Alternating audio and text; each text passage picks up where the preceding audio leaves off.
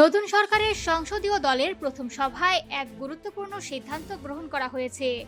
বিএনপির কোনো সংসদ সদস্য ডিউটি ফ্রি গাড়ি বা সরকারি প্লট গ্রহণ করবেন না। বিএনপির মিডিয়া সেলের সদস্য সাইরুল কবির খান এই তথ্য নিশ্চিত করেছেন। এই সিদ্ধান্তটি রাজনৈতিক মহলে নজর কেড়েছে, কারণ সাধারণত নির্বাচিত সংসদ সদস্যরা সরকারি সুবিধার আওতায় গাড়ি প্লট সহ একাধিক সুবিধা পান। কিন্তু নতুন সরকারের দায়িত্ব নেওয়া বিএনপির এমপিরা নিজ উদ্যোগে এই সুবিধা প্রত্যাখ্যান করে নিলেন। আইন অনুযায়ী একজন সংসদ সদস্যের বেতন ও ভাতা অনেকটাই প্রভাবশালী। মাসিক বেতন ৫৫,০০০ টাকা হলেও দায়িত্ব পালনের জন্য নির্বাচনী এলাকা পরিচালনার জন্য ১২,৫০০ টাকা, আপ্যায়ন ভাতা ৫,০০০ টাকা এবং পরিবহন বাবদ ৭০,০০০ টাকা বরাদ্দ থাকে।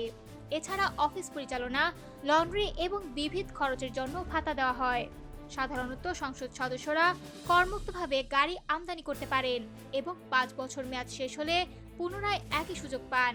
তবে বিএনপির সংসদ সদস্যরা এই সুযোগ গ্রহণ করছেন না, এমনকি সরকারি প্লটও গ্রহণ করবেন না, যা রাজনৈতিক সততার প্রতীক হিসেবে দেখা হচ্ছে।